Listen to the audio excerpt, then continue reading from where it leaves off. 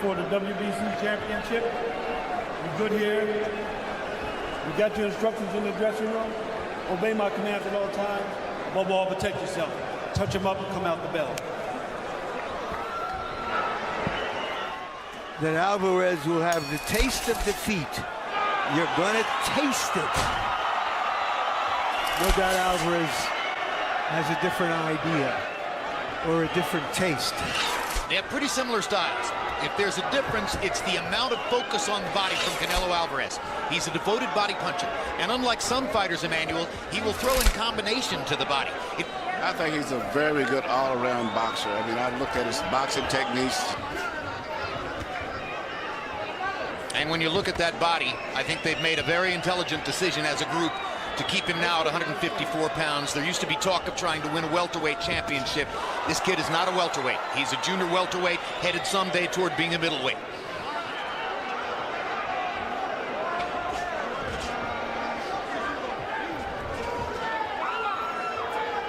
Gomez looks like he has a real plan. We'll see whether it works. How did he get, was it about 40-some fights already? I mean, he's been fighting often. And evidently wasn't big purses. And also, I like the fact that he boxes. I mean, he still uses a jab. He controls the distance. And he does a variety of things. He'll step back on a punch, he'll block it, and next time he'll roll underneath the punch. But one of the flaws some people see in him is that he really doesn't use the jab to set up much. He's trying to here. That's good. Emmanuel, the answer is 38 fights already. 0-1 at age 21. Well, but with a very short amateur career. A lot of the Mexican fighters. Not at all unusual for Mexican fighters to turn professional in their mid-teens. Remember, Marco Antonio Barrera turned professional at 16. Plenty of them. Now Canelo starts to get the jab going. And down goes Alfonso Gomez on a left hook. Hey, you okay? So much of the plans of mice and men. What does it do to you when you get knocked down by a jab? It's very disgusting. Miguel Cotto did that. Embarrassing. Miguel Cotto did that to Joshua Clottey at the end of round 1 in Madison Square Garden, and it turned out to be the difference in a very close fight. And Sugar Ray Leonard famously knocked down Benitez to win his championship with a jab. Often. Round 2.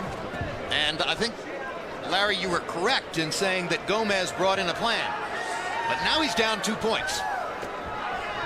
His father in his corner saying, be patient, stick with it. Nothing happened. That sounded to me like don't abandon the plan. The biggest weakness I see in Canelo, he ain't too far to his right. And whenever he punches, well, at the side of his face, which means it's very easy to hit him through the center with a punch.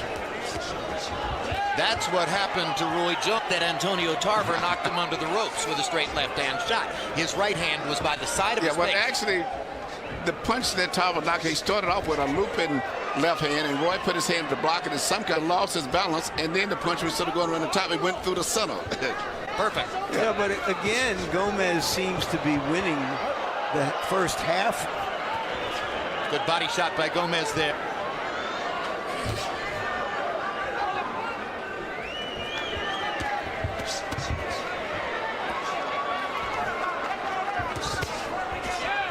Two more good body shots for Gomez going. He has a more active jab than does Alvarez. There's one of those commenting for Canelo Alvarez, often featuring more than one punch to the body.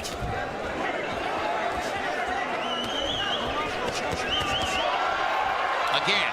Don't see, Alvarez is going to the body, but if you look at the location of Alvarez to hit him and do anything effective to his body, he's got one of those cups extremely high.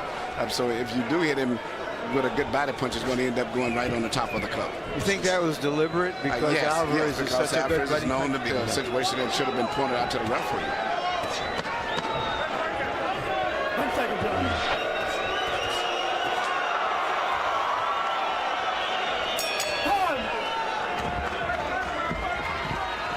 His punches were wandering to the outside. They're all to the outside, and both fighters are very difficult to land punches on the outside the way they hold their guards. whoever would punch the side through the center, particularly up through the center, would be very effective in this fight. But so far, all of Alvarez's punches would have made it an even fight were it not for the knockdown at the end of round one. Yeah, it was almost a freak knockdown, a legitimate, real one.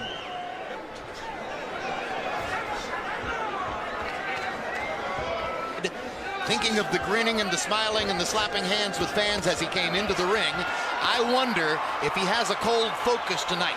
Now he starts to behave more aggressively.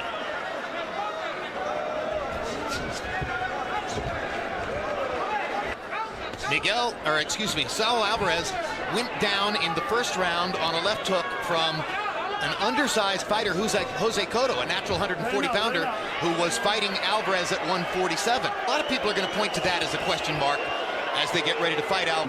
Prize fighting, if you fought 35, 40 times, is unusual prize fighting. In other words, if you hadn't been knocked down by that time, yeah. I mean, Oscar De La Hoya was knocked down twice in his first 7 or 8 fights. And I take to be a relatively high-contact fighter. This is a guy whose fights are going to be rough. Yes, but right now he's got a lot of good defensive skill. As it Gomez at this stage, I'll be honest, he's fighting a much better fight than I expected. Away from the first round, he might be up 2 rounds. Well, Harold Letterman gave him the last round as well.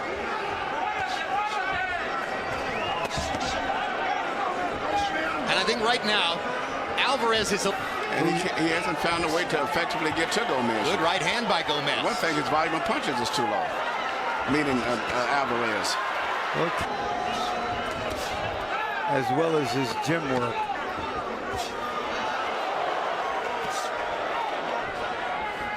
Alvarez curiously inactive much of round 3, and Alfonso Gomez putting on a show.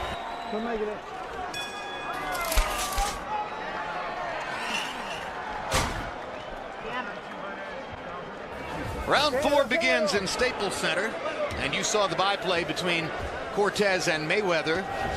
Based on the responses of Floyd, that he likes Cortez as a referee and is surely pleased with his assignment. Harold, how do you have it so far? Category 28 to 28, so it's all even. Well, I thought Canelo Alvarez did enough to win round 1. He might have won it if he didn't get knocked down, but he did get knocked down, so Canelo gets a 10-8 round. Rounds 2 and 3 couldn't get off. Gomez took it to him. Clearly won rounds 2 and 3 by staying low. Now look how low he stays and landing really well to the body. Larry, to answer your question about the cup, the inspector in the dressing room is supposed to make sure that the fighter's cup, the top of the cup, is even with the belly button. Anyway, 2 rounds. His job. Correct. Alvarez is mixing in uppercuts in this round. Looks as though he's decided that he can get up the middle by coming up and under against Gomez. And I think that's what he's going to have to do. Gomez has his legs so far. It'll be very hard for him to sustain a good combination of punches. He need to return punches, particularly through the center. Upwards. Gomez the more active fighter. Gomez throwing more punches. Gomez landing at a reasonable enough rate. Alvarez clearly believes he's the stronger fighter as he stands against the ropes and invites Gomez in. And Gomez seems to think, I can handle better. I can take some chances.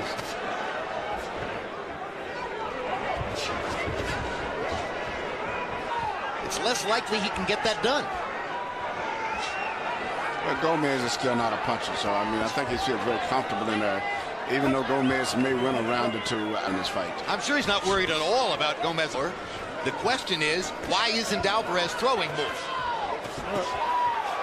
Now he begins to let his hands go a little bit. If he doesn't think there's a good uppercut. He's at least in some danger, then he doesn't know what's going on. And he has a sense of urgency right now. He's throwing with abandon when he lets that uppercut go, particularly. But some of these are wide shots, winging punches, and Gomez is still more effectively coming up the middle. And he has not found a way to put together combinations on Gomez.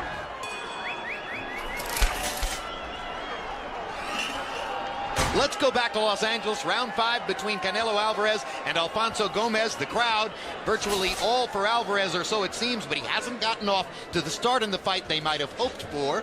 And you can see that despite the fact